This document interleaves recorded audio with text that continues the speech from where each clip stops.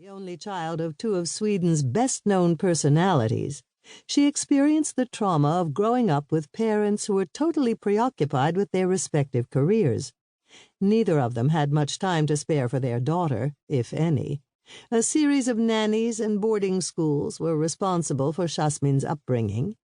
Her father was a successful financier, and her mother had been one of the country's most internationally renowned opera singers. She toured the great opera houses of the world and was rarely at home with her husband and daughter. Jasmin's mother had died in a car accident just outside New York a few years earlier. Nobody knew how it happened, because she had been alone when she crashed into a concrete column supporting an overpass. The newspapers showed pictures of the grieving widower, but there was no sign of Jasmin. After a period of intense undercover work by tabloid journalists, it emerged that she had been admitted to a private rehab clinic. She had been abusing both legal and illegal drugs, as well as drinking heavily. Her condition was so unstable that she wasn't even able to attend her mother's funeral.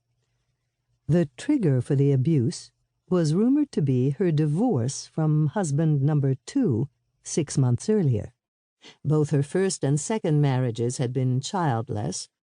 The press got plenty of headlines out of the tragedy, reveling in the misery of such a powerful family.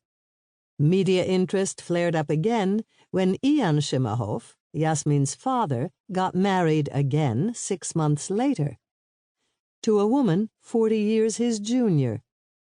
From the paparazzi shots taken at the couple's wedding in Switzerland, where they were now living, it was very clear that the new wife was heavily pregnant. A month or so later, Jasmin gained a half-sibling 40 years younger than her. The headline writers had a field day, speculating on whether Maria Szymahoff's car crash really had been an accident or suicide.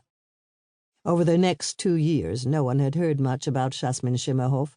It was said she was writing her autobiography, and when the book was published, it became an instant bestseller.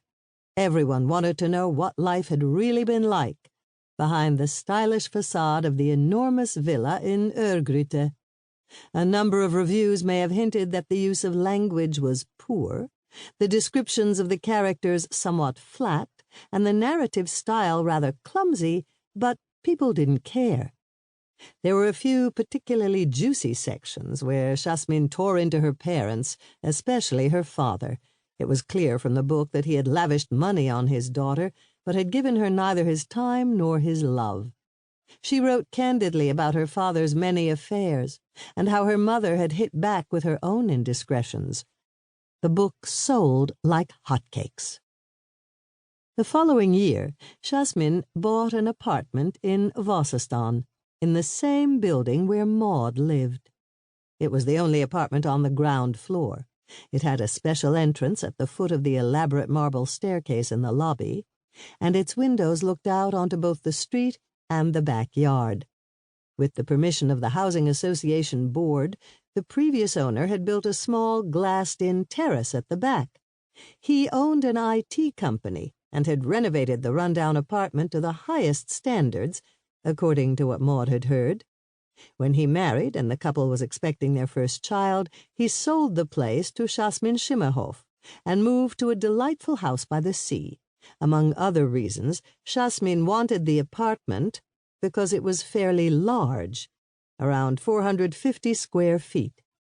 After the success of her autobiography, she had decided to embark on a new career. She was going to be an artist.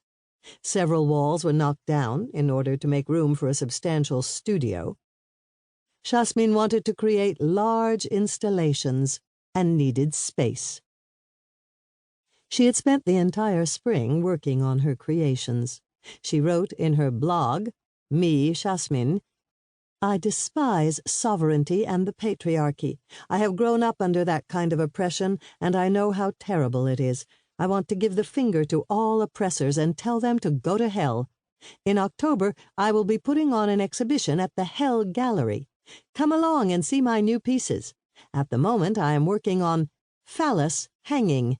It's going to be a kick in the balls for all those bastard men. Maud had learned all this over the past few weeks.